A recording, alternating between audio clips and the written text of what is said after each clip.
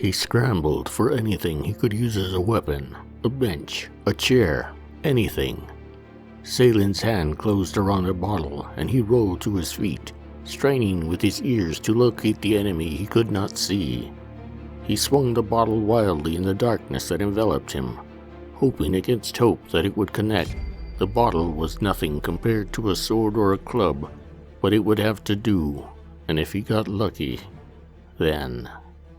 As Kay's weapon struck true, she touched the essence flowing about her and pulled lightning from the sky into the tip of her spear. The noise of the air being torn asunder knocked the ancients circling around her away, and the lightning chained from the body of the one she had just pierced to the bodies of all those who had threatened her. She slammed the butt of her spear to the ground, and the resulting thunderclap launched her into the air, where she observed her enemies and planned her next move. Day after day after day, it was much the same. Theron rose above his other classmates in that he treated each day as its own challenge.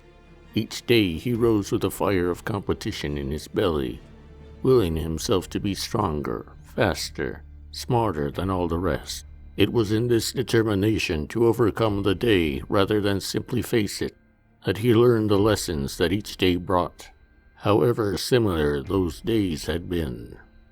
It felt like the endgame. They were bruised, battered, and cornered.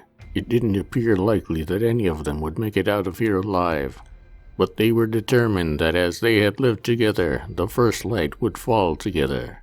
And so it was that Emerus, clever Emerus, unclasped his necklace, said a few words of magic, and threw it to the ground at their feet. Suddenly the whole world shifted and melted together, and then reformed itself. Their wounds were gone, and the grime and dirt of the day went missing from their clothes. Emerus smiled the only way he knew how, and said, "Shall we try this again?"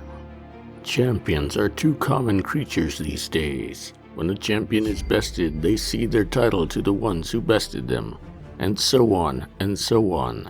Too many of these so-called champions take their place atop a pedestal one day, only to be knocked off the next. What is the source of this phenomenon? In the old days, a champion was truly a champion, and held off all comers for years, decades, and sometimes centuries. That, to me, is the mark of a true champion, the kind of feat that ought to go into our history books. What we see these days is the mark of a societal failure that will surely come to haunt us. When the chips are down and you've been left for dead, make sure that you have a restorative potion from Willis's Wondrous Widgets and General Store in your back pocket.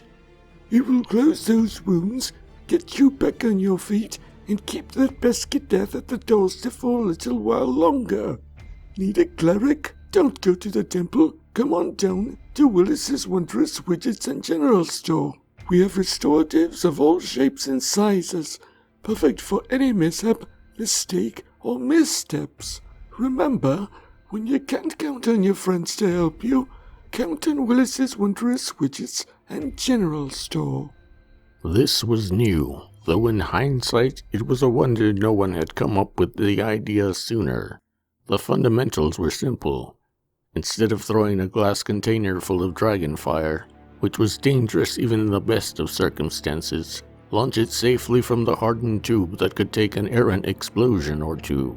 The extra functionality of mixing the alchemical components only after a successful launch, and the incorporation of some low-level enchantments that gave the vial some extra oomph, suddenly resulted in a devastating weapon that even the lowliest of conscripts could use effectively. In this episode, we continued to follow the adventures of Theron and learn the origin of the potion launcher.